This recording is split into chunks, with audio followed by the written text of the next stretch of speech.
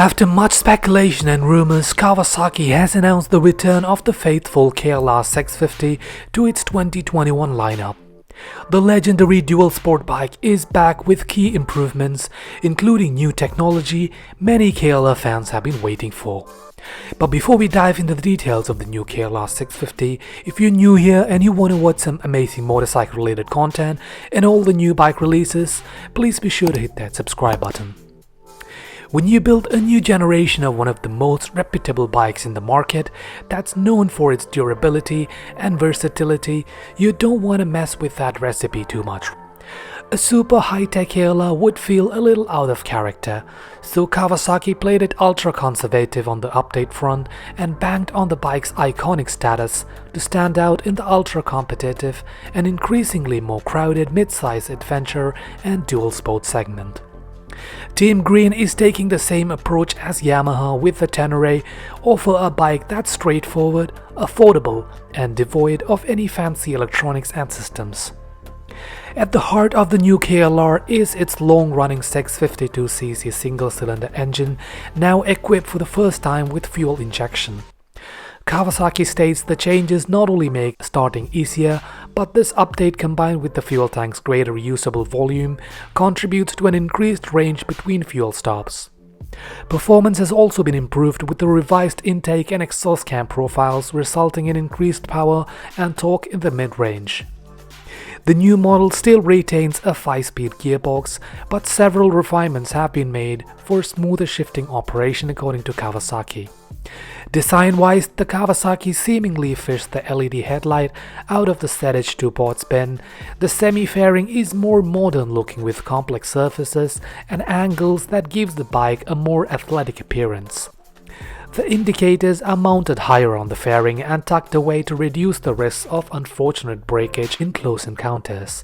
The windscreen is now 2 inches taller and can be raised by another inch to increase road comfort, and the mirror stems are also longer for better visibility.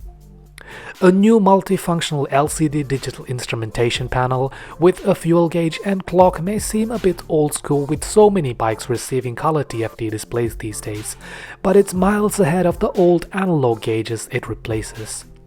You can also now get the KLR with a USB port, power outlet and even heated grips as factory accessories. While the fuel tank remains 6.1 gallons, a new tank design places the fuel pump at the bottom of the tank to ensure more fuel can be captured when you're running low, so no more tipping the bike side to side when you run out of fuel to gather that last few ounces. The KLR 650's high-tensile semi-double cradle frame receives several updates on the 2022 model. The updates now include a rear frame that is integrated with the main frame to increase torsional rigidity for a more composed ride, and a 30 mm longer swing arm with a 2 mm larger diameter swing arm pivot shaft that also contributes to better handling. The new KLR gets improved braking power from a larger front disc, while a thicker rear disc aids in heat dissipation during heavy braking.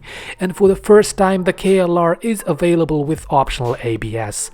The ABS system, however, is tuned for dirt, with intervention coming on later than a typical on-road ABS system, which allows the tires to slide slightly before the ABS kicks in. However, the system cannot be completely switched off.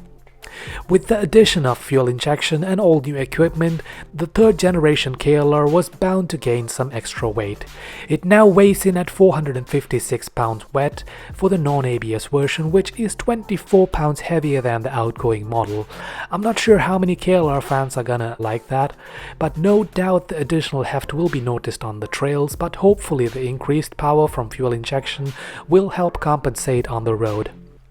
Pricing for the 2022 Kawasaki KLR 650 starts at $6,699 for the non-ABS model, $6,999 for the ABS model, $7,399 for the Traveler trim, and $7,999 for the fully loaded Adventure model equipped with side cases, auxiliary lights, and an engine guard. Messing around with a KLR 650 was always gonna be controversial, and it's impossible to please everyone's desires for a new KLR. For such an important model for the brand, one would expect Kawasaki did their due diligence before making any changes. So I guess we can all wait for a test ride before we make any judgments. And let's hope these new updates are strong enough to keep the KLR in Kawasaki's lineup for another decade. Who knows, maybe we'll see a new Suzuki DR650 and a Honda XR650L to follow suit. So what are your thoughts on the newish KLR 650? If you are in the market for a mid-sized dual sport bike, would you go for the KLR or would you rather buy a Tenere? Let me know in the comments down below. If you liked the video, then smash that like button, and if you'd like to catch more motorcycle news and content like this, consider subscribing to the channel, and I'll catch you in the next one.